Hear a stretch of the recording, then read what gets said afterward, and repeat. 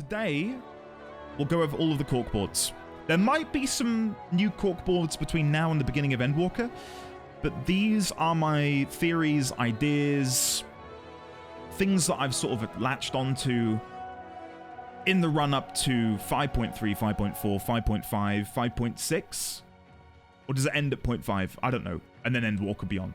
And one of them, one corkboard, is my theory for where I think the game's going to go in Endwalker. Like how I imagine Endwalker's going to end. Come with me on a magical mystery ride to the corkboard, chat. Come with me. Come with me. Chat, welcome. To the corkening. The corkboardening. Nothing too wild in here, I think, but just, again, general theories we've discussed, and we'll see where we go from here. So, Elidibus is all that remains of the Paragons. He is now masquerading as none other than as Ardbert, who is existing upon the first at time of speaking, and has most recently succeeded in awakening the echo within many of Norvrant's denizens via the Star Shower, an event which looks similar to the final days. On the moon, at the end of 5.0, he says, "Warriors of darkness now, are they? Then their fate is decided. They shall meet the same end as those who came before. Death at the hands of warriors of light." An ultimatum which is now all the more likely. Now, beforehand, I'd theorized that maybe when he'd said this, he was referring to warriors of light which they had trained or allied with on another reflection of the source.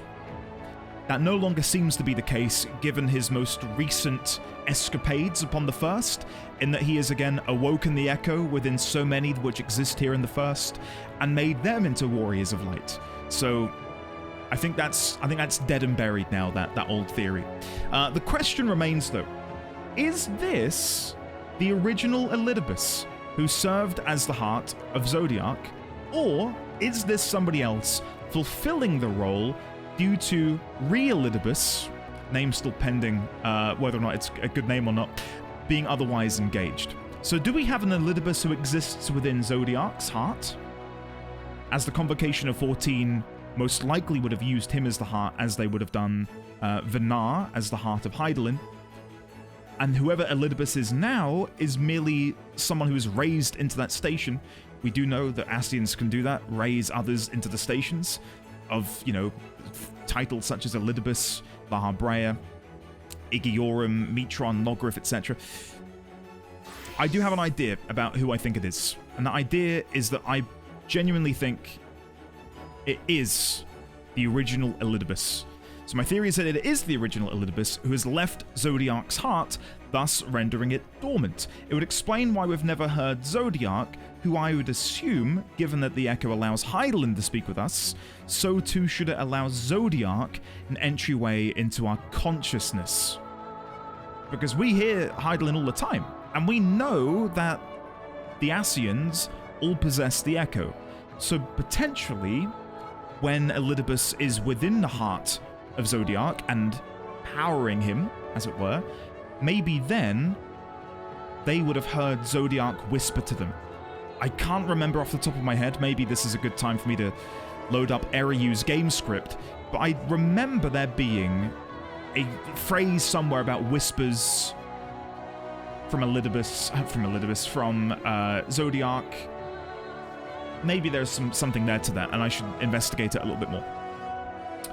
His actions are still somewhat shrouded in mystery, though. He has made warriors of light out of Norvrant's population, some leaving their jobs behind in favor of adventure. How will this develop into our downfall by their hands? Again, as he said on the moon, we will meet our end by the warriors of light. I fear that his sanity may be waning. Why am I... Was it you who called me here? Given the fact that his two immortal companions, whom he's known since the days of Amarot, have perished because of us, the Warrior of Light. I also theorize that the vessels which the Ascians inhabit have some sway over them. It's almost as if the corporeal ether that lingers in their flesh has traces of the soul within it, seen when Lahabrea becomes Thancred and Elidibus becomes Ardbert and Zenos, which I will elaborate on below. During his time as Zenos, Elidibus showed an increased level of ferocity, akin to that of Zenos' own. He even refers to it as adamant flesh, which is, to say it's refusing to be persuaded or changed, as well as referring to Varys as his father. He maintains this charade even in privacy, as well as failing to drop the accent and voice that we, the player, associate with the characters that he possesses. Is this some sort of sick, twisted theatre, or is it that the flesh he inhabits which causes him to act this way? We do have some more info on this, which is on the next slide, which we very fortunately found out in Bozja from Mikoto, which again, we'll come to that in a second. Now that he wears the face of Ardbert, he not only acts similarly in terms of voice and mannerisms, but seems to display familiar qualities of the late Warrior of Darkness himself. Faru Lionheart, welcome on in. Lovely to see you today.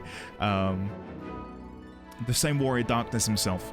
Is this the vessel's corporeal ether having an effect, or merely a symptom of a greater issue akin to delirium? I also wonder if the act of wearing another's skin gives the Ascian the ability to look into its past, akin to our use of the Echo to walk in memories. What if the flesh of an individual carries with it memories of where it has been? It could potentially explain how back in A Realm Reborn, Laha Breya was able to deduce the Scion's hideout, the Waking Sands, pray return, due to inhabiting the body of Thancred for a long period of time. So when we're near people, we're able to look into their past, aren't we? What if the Ascians, in inhabiting a skin suit, as Oliver has just very aptly put it, what if while they're inside there, they're able to have their own sort of echo memory walking within a memory thing due to them being within the flesh that was there during those memories, if that makes any sense. So Laha Breya, when he was inhabiting the body of Thancred, maybe while he was in there, he had a echo memory, or was able to walk in the memories of Thancred's body, and saw the path which would lead him to the Waking Sands. Anyway, I'd theorized this on Monday. I'd made these corkboards on Monday, and then on Tuesday, we went and unlocked Bozja, and there was a very interesting turn of events in the form of Mikoto, which blew my mind. Definitely go watch the VOD, because I felt like my brain was oozing out of my ears at one point. Mikoto expands upon this theory during the Bozja unlock quests. She says that every living soul, or every living being, is comprised of corporeal ether of the flesh, and incorporeal ether of the soul, and the ethereal residue of their memories, which does help to explain what I spoke about in the last slide. She also says, were one to be possessed of only corporeal ether, they would be but a walking corpse. Conversely, entities comprised of only incorporeal ether are referred to in layman's terms as ghosts. In either case, they may also retain some of their residual memories, which is a way of saying that within the corporeal ether and the incorporeal ether, in both instances, both may have traces of some residual etheric residue, and within which lies their memories. So when an Ascian inhabits corporeal flesh, such as Ardbert's corpse, some of his memories could still be present within. That's where I'm standing at the minute on the whole Ascian flesh suit memory diving thing. I don't know if it's going to be expanded upon in 5.3. I'm kind of hoping it is, a little bit. Really was not expecting Mikoto to come out of the blue with this. But it definitely reassured me, given that what we previously theorized. Moving on. Speaking of people who are flesh suits, Zenos. Zenos has been dreaming of the final days for as long as he can remember. Does there exist some ethereal residue within him that once belonged to his grandsire, Emmett? Bear with me here. If so, would Varys not have also had similar dreams? I suppose now it's too late for us to find out.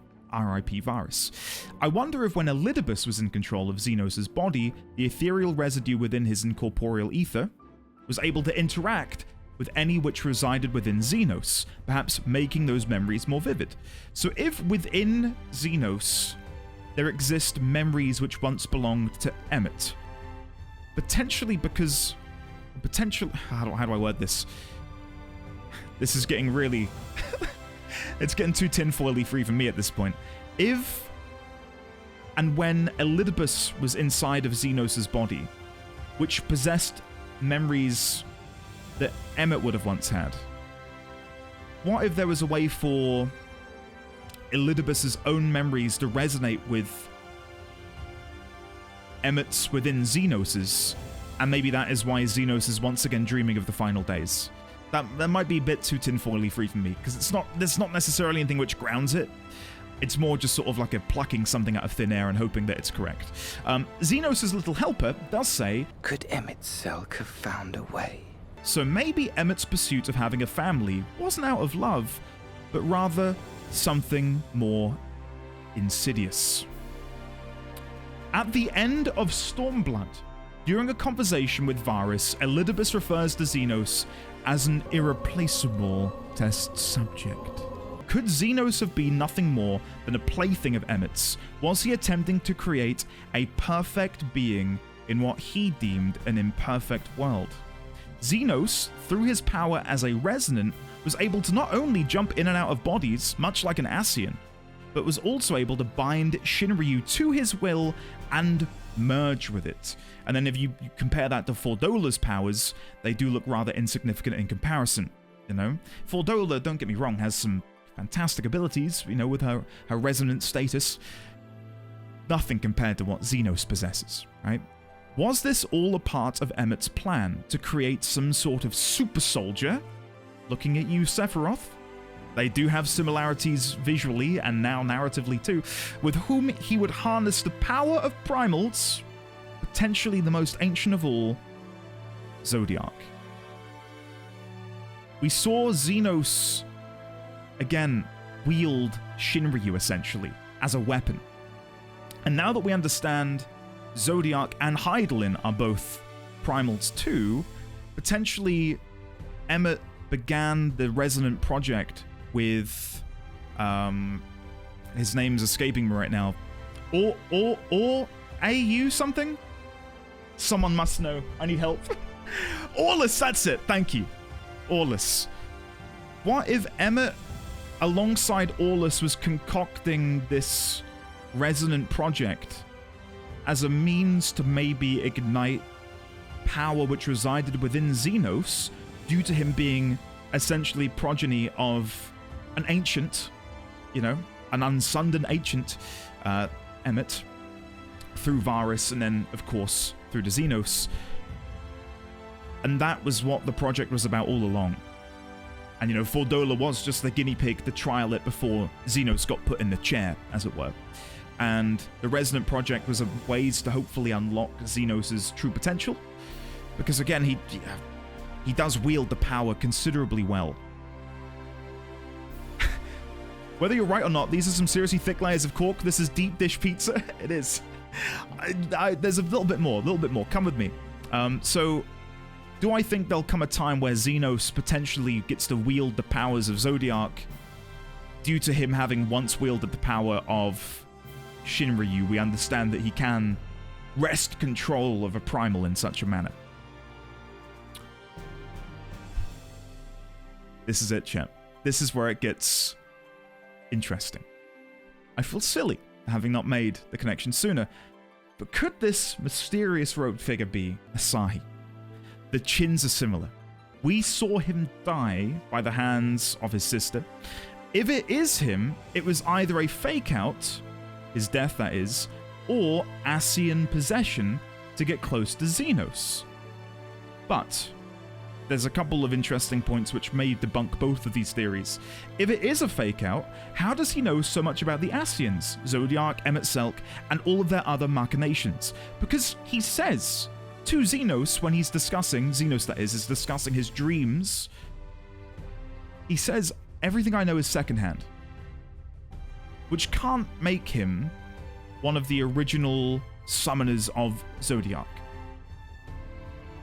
If it is an Ascian possessing his body, as is their wont, and again, I wrote that and then immediately clocked myself of sounding like Urianger, so I write, I'm sounding more and more like Urianger. Why would they have turned their back on Zodiac in order to ally themselves with Zenos? Either way, something's not adding up, which does make me wonder if Asahi is nothing more than a red herring and it's somebody else entirely. But when I was trying to think about who could be related to Zenos, or who would have like a vested interest in Zenos, I thought of Asahi and then sort of like laid it to rest for a bit, and it was probably like an hour or so later when I was rewatching cutscenes of the end of Stormblood. I did think, could it be him in some way? And then this manifested. Next up, Hythlodaeus. Hythlodaeus, despite being no more than an imitation created by Emmet, was able to detect who our soul originally belonged to, as well as being able to see that we are from the future. You, I think, are from a time beyond ours. Is this a testament to Emmet's mimicry and power, or rather Hythlodaeus's? Hythlodaeus doesn't seem to have been allied with either the Convocation nor the dissidents who summoned Hydaelyn, but we are made aware that they were a close friend to Emmet, so I don't really know where they fit into the grand scheme of things, other than them maybe being some form of confidant to Emmet. Alphino mentions that Emmet's magic will fade in time, so I wonder if we will be able to run into Hythlodaeus again before we head into Endwalker, as a means to learn more of Amarot and the Star pre-Sundering. Because right now, for me at least, all I want to know more about is what life was like pre-Sundering, you know? Hythlodaeus seems to be our avenue into finding out more about not only the Star, but maybe we can learn more about who we were, you know, because they recognize our soul, they know who we were. Not only that, but maybe they can expand upon the dissidents, Venat, who summoned Hydaelyn. Maybe they can expand more upon the Convocation.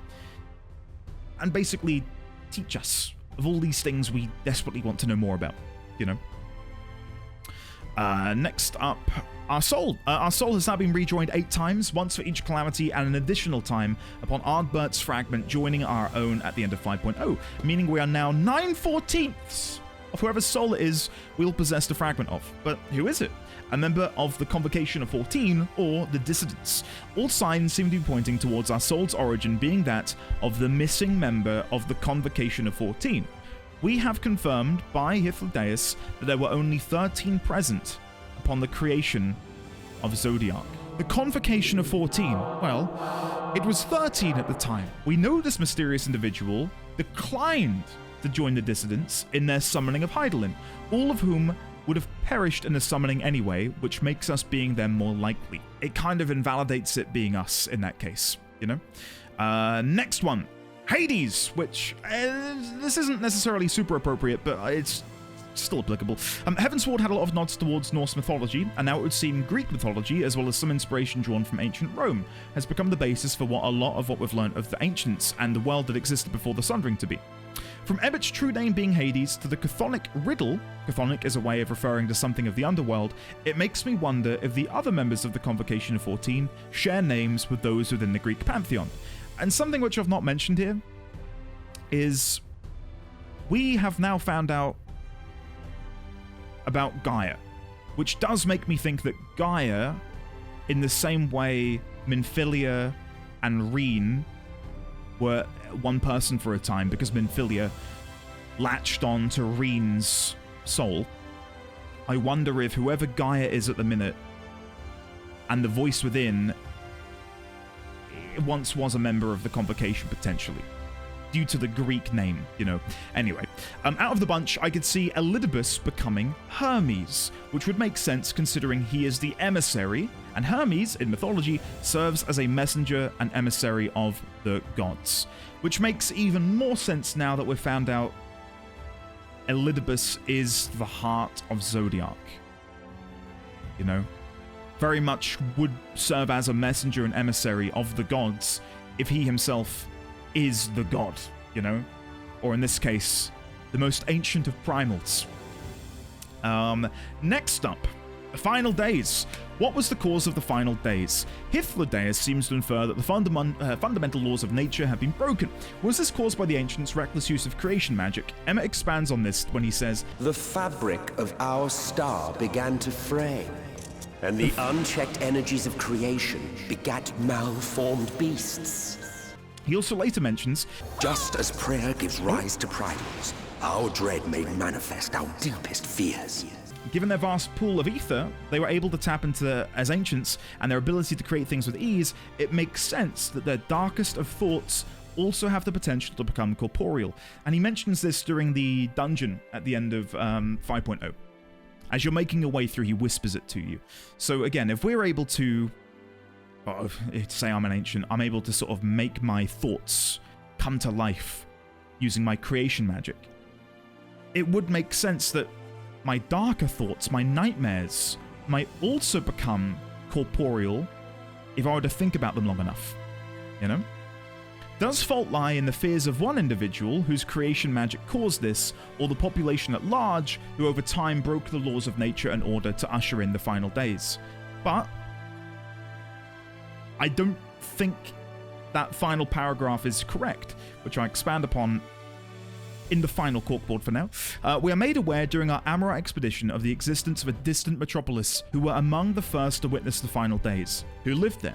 Was it other ancients capable of manipulating Aether using creation magic, or were they versed in another powerful arcane art?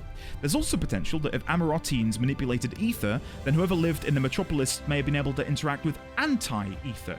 We made the comparison to matter during our Amarat exploration, so anti-ether, anti-matter, the way it works seems to be the same. And their annihilation in the final days would explain why it's not a part of the story. The final days began with them, this other civilization. We hear that the final days had begun across the ocean in a distant land. We're also told that whatever it is antithetical to life and creation. Perhaps their power was of death and the ability to destroy life and ether. Again, much like antimatter, anti-ether, corrupting the heart of the star in the process. Now, that is the final, proper corkboard for now. I do have one more, which is my theory as it stands for where I think Endwalker's going to go. But I've got loads of other little, tidbits that I'd like to explore in time. Venat being the heart of Hythlodaeus. We know that it was Venat plus 12 others who summoned Hythlodaeus. So 12 others who gave their life unto the creation of Hythlodaeus. The 12. The pantheon, right, that we know of in Eorzea myth.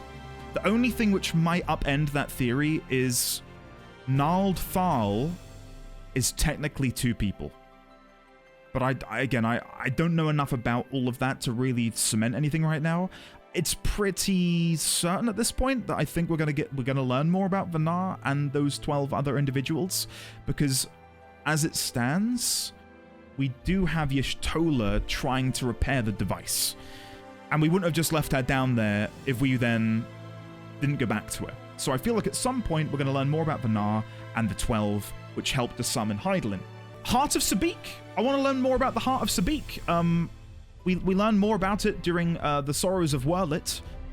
There's got to be a connection between Ultima, the High Seraph, and Ultima, the spell, which the Ultima weapon tries to cast, right? The most powerful of spells, which was, I believe, originally made to destroy that of Hythlodaeus by the Ascians.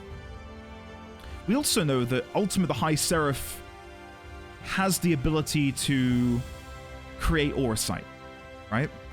The Heart of Sabik, we don't really learn, we learn nothing about it.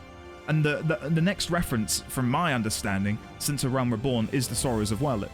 I also looked into the Crystals of Darkness, which is why, Ariu, I was asking you about your game script, because I was trying to find where Minfilia, she holds a Crystal of Darkness in the Waking Sands. And I don't think we see one from that point onwards. I could be wrong. Was the Heart of Sabik a creation of Ultimas, or is it something else entirely? That's another theory that's sort of just on my mind. A big one, which I really want to delve into more, is the Shadowkeeper of Silver, of Unukalhai. What relevance will the denizens of the Void have to play in, as time goes by? We know from what we've experienced here on the First that if you are spared from a calamity, you are an important individual. So for Silver to have been, brought out of the Void and given purpose here in the First, that spells an important task and must mean there's more to play, or more in play for them that we are yet to realize. Maybe Unukalhai will come back into the story again, given that Silver knows of Unukalhai. We know Unukalhai has relations with Elidibus. Maybe that'll be expanded upon. The one, this, like, plucked from thin air theory is, what if either Silver or Unukalhai possess a fragment of the soul which would make us 10/14ths? So what if we share the same fragment of a soul with one of those guys? You know? I feel like that's where the story's going, is us as the Warrior of Light maybe becoming whole again, you know? 14 out of 14 pieces. Final Fantasy 14. It all makes sense, right? I have another little theory about the nature of the reflections and what I think their role will be in the future. There is one more corkboard to come, by the way. It's my theory for Endwalker.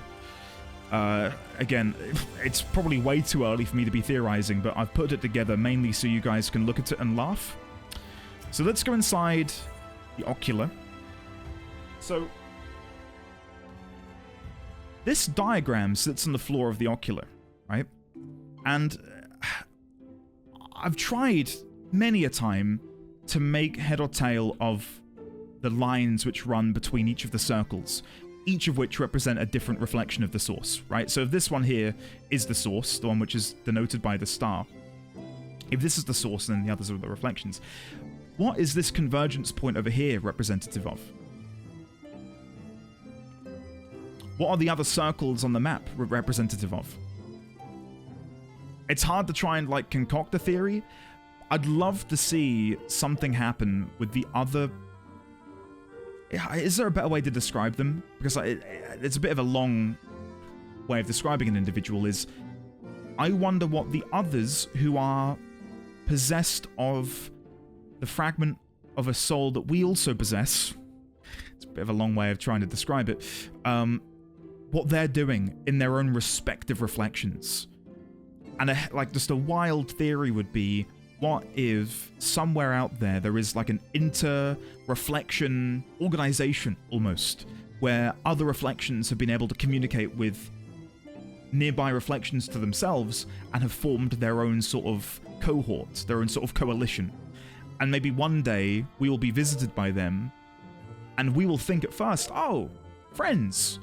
But we'll quickly realize, oh no, they're looking to rule the reflections. You know, we're going to fight over who rules the universe as a whole, the cosmos. Again, really nothing to ground that off of. It's just out of an interesting idea as to what the other soul bearers, maybe is a good way of describing it. Soulmates, yeah. What the other bearers of the soul are up to out there, you know. So I have to wait and see. As it stands, though, a lot of the stuff which we can, like, that I'm theorizing about, I've just got, like, little bits and pieces to sort of go off of. And I'm waiting for more concrete, I don't know, info before I delve too deep into them. The Empire. The Empire is one which I really want to do a whole corkboard about. I feel like we're going to learn more about the Empire in the Bozja storyline. Because as it stands, I don't know who is currently leading them. We learned a bit about what the Empire is up to through the Valen Sorrows of Werlit thing. But as to what role they're going to play moving forwards, it's hard to say. They're without an emperor. And Zenos, you know, has clearly left them behind and has no interest in leading them. So whatever will become of them is a mystery. And it's hard to pinpoint what's going to happen. I'm hoping Bozja will maybe shine a light on where that will go. Yeah, the 12, basically. I want to learn more about them. It's hard to say. It's hard to say what's going to become of them, or, you know, what they are, what their true origin is. But everything at the minute is pointing towards them being myth made manifest by Hythlodaeus. You know? Upon the sundering happening, maybe to give the people of the world a reprieve, you know, something to hold on to and sort of give them motivation to continue on. Maybe Hythlodaeus, upon the creation of, you know, this new world, the source and its many reflections, made myth their friends who gave their lives to Hythlodaeus. You know? And that's why there's 12 of them, because of the 12 who gave their lives to Hydaelyn in the first place. Anyway, my Endwalker theory. Let's go to it. Let's go to it. Okay.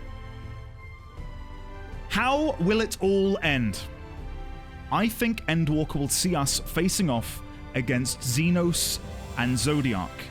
But just as we reach the conclusion of the expansion, we realize that in order to maintain balance, we must also destroy Hydaelyn. I think Elidibus will return to Zodiac's heart by the end of Shadowbringers, and from there begin doing all he can to stop us and the Scions. Zenos could potentially help us in thwarting Elidibus. I imagine upon Zodiac's defeat, we are then challenged by Zenos in a sudden twist. Upon Zenos' defeat, everything's looking peachy, but it's not long until we realize the balance between Umbral and Astral is tipping too far towards Umbral, perhaps turning denizens of the Source into Sin Eaters. It's then that we realize Hydaelyn must be destroyed. Then, when the dust settles and both Hydaelyn and Zodiac are destroyed, the final days begins anew, leading into patch quests to save the world. Because you gotta think, Hydaelyn and Zodiac were created for the purpose of stopping whatever was corrupting the heart of the world. If we were to remove them, it would be akin to me, you know, essentially taking a plug out of the bath. The water would run free, right? At the minute, they're the stopgap. They're the duct tape, keeping everything in place. If we were to peel both of those away, we would be left with the same issue that was there before. So, as it stands, that's where I'm at, but I think it has to end with Hydaelyn. Given the story we've been on thus far, I feel like having that revelation that as long as we want a balanced world, one that's fair, one that's gonna, you know, ensure that there isn't gonna be one force, be it Umbral or Astral, in superiority, we will need to get rid of her. I could see Zenos being a threat earlier on. I could see him being a threat later on. But the way I see it is I feel like we would need him in order to help defeat Elidibus/Zodiac when it comes to that. And then maybe that's when we have a bit of a confrontation with him, and then that's meant to be it, and then it's Hydaelyn. I can't wait to see where we're going to go with 5.3. Really cannot wait to see. My bucket list, wish list, should I say, is I'd love to see a return to Y'shtola down in the Tempest. There we can hopefully find out more about Venat and more about the 12, because that's going to be interesting to find out more. I want to see more of Zenos and his little companion, who at the minute I'm guessing is Asahi, be it the real Asahi or Ascian possession Asahi. I want to see what Elidibus is going to do with this army of warriors of light that he has at his disposal. Because I don't see them being able to just go, oh, wait a second, maybe we should kill Endy and the Scions. You know? I can't comprehend that at the minute. I did theorize before that maybe Elidibus has like the gift of the Gab, like a silver tongue, like that's his power, is that he's able to manipulate people through speech. We had a kind of mentioned to us, I think, during the Raktika period of 5.2, where we bring up the warriors of light who journeyed to the source from the first, how they came with nothing more than a slight assurance from Elidibus at the time, which tells me that he must have some sort of charisma, sway, through magical means perhaps, of manipulating people into doing what he wants them to do. So I feel like that's the direction it's going to go, where he will turn to the Warriors of Light and maybe whisper to them in the same way they heard Hear, Feel, Think.